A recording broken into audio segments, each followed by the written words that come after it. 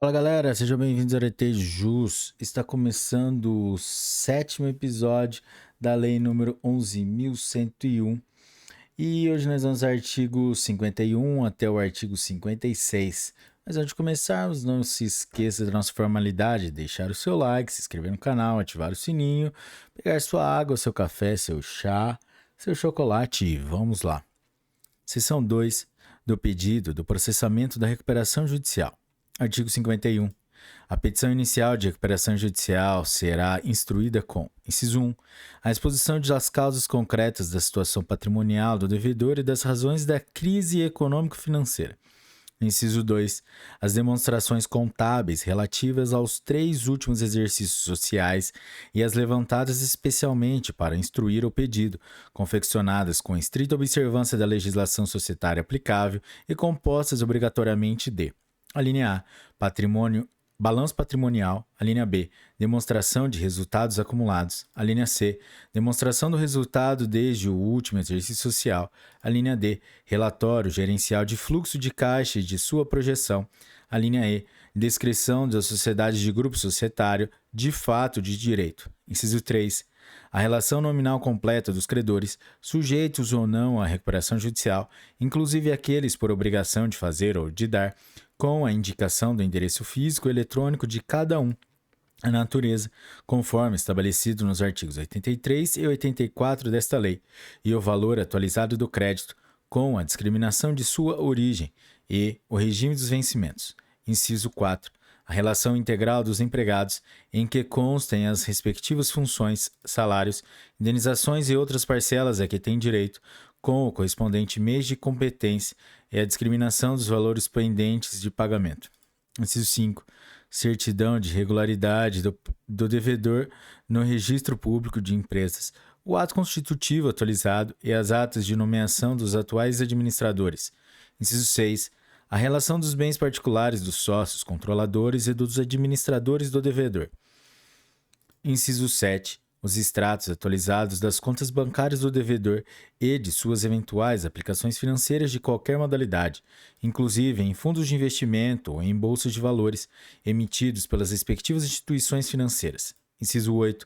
Certidões dos cartórios de protesto situados na comarca do domicílio ou sede do devedor e naquelas onde possui filial. Inciso 9. A relação subscrita pelo devedor de todas as ações judiciais e procedimentos arbitrais em que este figure como parte, inclusive as de natureza trabalhista, com a estimativa dos respectivos valores demandados. Inciso 10. O relatório detalhado do passivo fiscal. E, inciso 11, a relação de bens e direitos integrantes do ativo não circulante, incluídos aqueles não sujeitos à recuperação judicial, acompanhado dos negócios jurídicos celebrados com os credores de que trata o parágrafo 3º do artigo 49 desta lei. Parágrafo 1º. Os documentos de escrituração contábil e demais relatórios auxiliares, na forma e no suporte previstos em lei, permanecerão à disposição do juízo, do administrador judicial e, mediante autorização judicial, de qualquer interessado. Parágrafo 2º. Com relação à exigência prevista no inciso 2 do caput deste artigo, as microempresas e empresas de pequeno porte poderão apresentar livros de escrituração contábil simplificados nos termos da legislação específica. Parágrafo 3º. O juiz poderá determinar o depósito em cartório dos documentos a que se referem os parágrafos 1º e 2º deste artigo ou de cópia destes. Parágrafo 4º.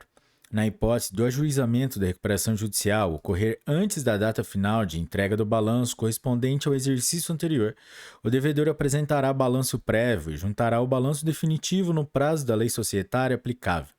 Parágrafo 5º. O valor da causa corresponderá ao montante total dos créditos sujeitos à recuperação judicial. Parágrafo 6º. Em relação ao período de que trata o parágrafo 3º do artigo 48 desta lei. Inciso 1. A exposição referida no inciso 1 do caput deste artigo deverá comprovar a crise de insolvência, caracterizada pela insuficiência de recursos financeiros ou patrimoniais com liquidez suficiente para saldar suas dívidas. Inciso 2. Os requisitos do inciso 2 do caput deste artigo serão substituídos pelos documentos mencionados no parágrafo 3º do artigo 48 desta lei, relativos aos últimos 2 anos. Artigo 51-A. Após a distribuição do pedido de recuperação judicial, poderá o juiz, quando reputar necessário, nomear profissional de sua confiança, com capacidade técnica e idoneidade, para promover a constatação exclusivamente das reais condições de funcionamento da requerente e da regularidade e da completude da documentação apresentada com a petição inicial.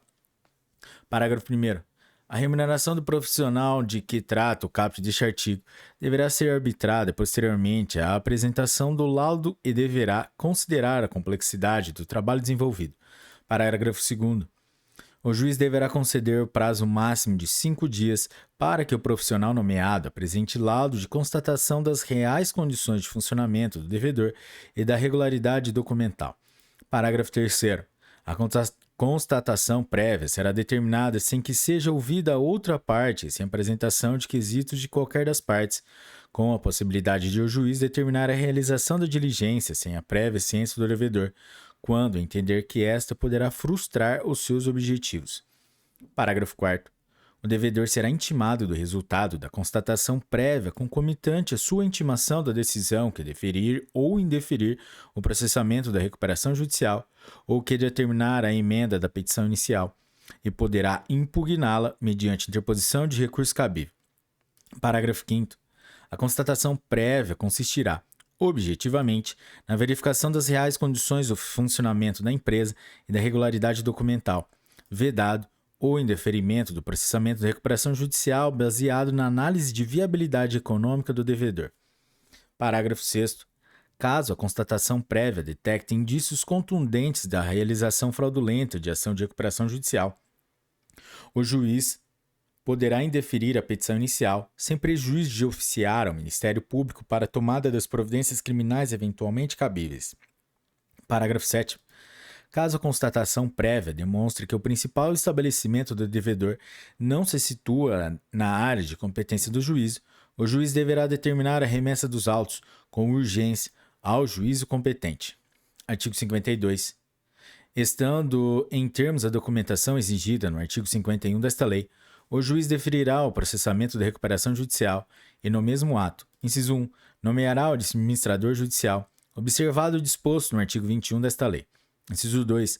Determinará a dispensa da apresentação de certidões negativas para que o devedor exerça suas atividades, observado o disposto no parágrafo 3º do artigo 195 da Constituição Federal e no artigo 69 desta lei. Inciso 3.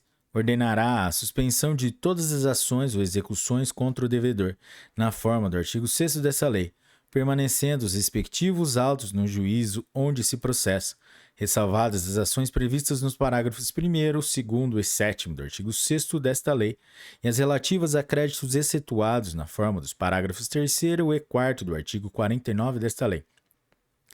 Inciso 4. Determinará ao devedor a apresentação de contas demonstrativas mensais enquanto perdurar a recuperação judicial, sob pena de destituição de seus administradores. Inciso 5. Ordenará a intimação eletrônica do Ministério Público e das Fazendas Públicas Federal e de todos os estados, Distrito Federal e municípios em que o devedor tiver estabelecimento, a fim de que tomem conhecimento da recuperação judicial e informem eventuais créditos perante o devedor, para divulgação aos demais interessados. Parágrafo 1º.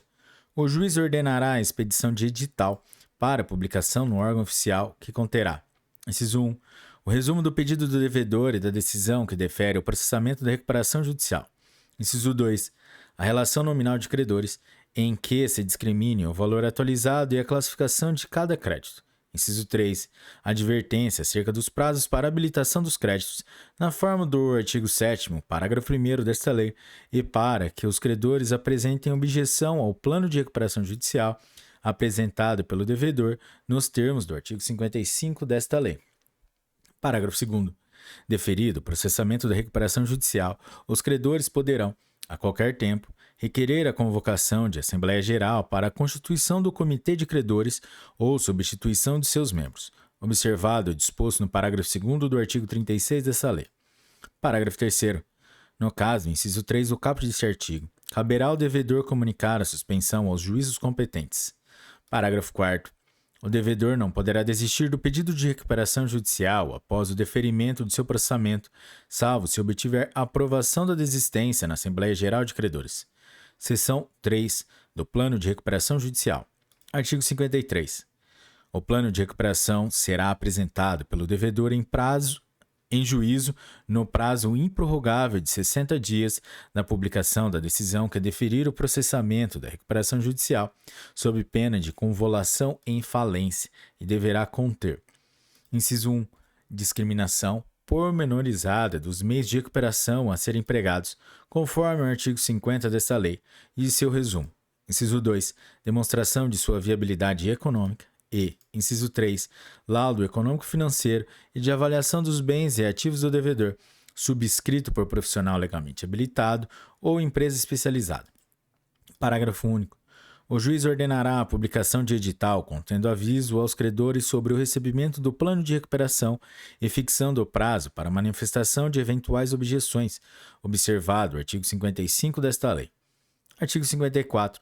O plano de recuperação judicial não poderá prever prazo superior a 1 ano para pagamento dos créditos derivados da legislação do trabalho ou decorrentes de acidentes de trabalho vencidos até a data do pedido de recuperação judicial. Parágrafo 1º. O plano não poderá, ainda, prever prazo superior a 30 dias para pagamento, até o limite de 5 salários mínimos para o trabalhador, dos créditos de natureza estritamente salarial vencidos nos 3 meses anteriores ao pedido de recuperação judicial. Parágrafo 2º. O prazo estabelecido no caput deste artigo poderá ser estendido em até 2 anos, se o plano de recuperação judicial atender aos seguintes requisitos cumulativamente. Inciso 1. Apresentação de garantias julgadas suficientes pelo juiz. Inciso 2. Aprovação pelos credores titulares de créditos derivados da legislação trabalhista ou decorrentes de acidente de trabalho, na forma do parágrafo 2º do artigo 45 desta lei. E, inciso 3. Garantia da integralidade do pagamento dos créditos trabalhistas. Seção 4. Do procedimento de recuperação judicial. Artigo 55. Qualquer credor poderá manifestar ao juiz sua objeção ao plano de recuperação judicial no prazo de 30 dias, contado da publicação da relação de credores de que trata o parágrafo 2º do artigo 7º desta lei. Parágrafo único. Caso, na data da publicação da relação de que trata o caput deste artigo, não tenha sido publicado o aviso previsto no artigo 53, parágrafo único, desta lei, contar-se-á da publicação deste prazo para as objeções. Artigo 56. Havendo objeção de qualquer credor ao plano de recuperação judicial, o juiz convocará a Assembleia Geral de Credores para deliberar sobre o plano de recuperação. Parágrafo 1º. A data designada para a realização de Assembleia Geral não excederá 150 dias contados do deferimento do processamento da recuperação judicial. Parágrafo 2º. A Assembleia Geral que aprovar o plano de recuperação judicial poderá indicar os membros do Comitê de Credores, na forma do artigo 26 desta lei, se já não estiver constituído. Parágrafo 3º. O plano de recuperação judicial poderá sofrer alterações na Assembleia Geral, desde que haja expressa concordância do devedor e em termos que não impliquem diminuição dos direitos exclusivamente dos credores ausentes. Parágrafo 4º. Rejeitado o plano de recuperação judicial, o administrador judicial submeterá, no ato, à votação da Assembleia Geral de Credores, a concessão de prazo de 30 dias para que seja apresentado o plano de recuperação judicial pelos credores. Parágrafo 5º. A concessão do prazo a que se refere o parágrafo 4º deste artigo deverá ser aprovada por credores que representem mais da metade dos créditos presentes na Assembleia Geral de Credores. Parágrafo 6º. O plano de recuperação judicial proposto pelos credores somente será posto em votação caso satisfeitas, cumulativamente, as seguintes condições. Inciso 1. Não preenchimentos e requisitos previstos no parágrafo 1º do artigo 58 desta lei. Inciso 2. Preenchimentos dos requisitos previstos nos incisos 1, 2 e 3 do caput do artigo 53 desta lei. Inciso 3. Apoio por escrito de credores que representem, alternativamente: a linha A, mais de 25% dos créditos totais sujeitos à recuperação judicial, ou a linha B, mais de 35% dos créditos dos credores presentes em Assembleia Geral, a que se refere o parágrafo 4º deste artigo. Inciso 4. Não imputação de obrigações novas, não previstas em lei ou em contratos anteriormente celebrados, aos sócios do devedor. Inciso 5. previsão de isenção das garantias pessoais prestadas por pessoas naturais em relação aos créditos a serem inovados e que sejam de titularidade dos credores mencionados no inciso 3 deste parágrafo, ou aqueles que votarem favoravelmente ao plano de recuperação judicial apresentado pelos credores, não permitidas ressalvas de voto. E, inciso 6, não imposição ao devedor ou aos seus sócios de sacrifício maior do que aquele que decorreria da liquidação na falência. Parágrafo 7º. O plano de recuperação judicial apresentado pelos credores poderá prever a capitalização dos créditos, inclusive com a consequente alteração do controle de sociedade devedora, permitindo o exercício do direito de retirada pelo sócio do devedor. Parágrafo 8º. Não aplicado o disposto nos parágrafos 4º, 5º e 6º deste artigo, ou rejeitado o plano de recuperação judicial proposto pelos credores, o juiz convolará a recuperação judicial em falência. Parágrafo 9º. Na hipótese de suspensão da Assembleia Geral de Credores convocada para fins de votação do plano de recuperação judicial, a Assembleia deverá ser encerrada no prazo de 90 dias, contados da data da instalação. Galera, é isso aí. Esse foi o 7º episódio da Lei 11.101, que trata sobre a Lei de Falências. E hoje nós somos do artigo 51 até o artigo 56. Se você chegou até aqui, curtiu esse episódio, deixa o seu like, compartilhe com seus amigos e até a próxima. Tchau!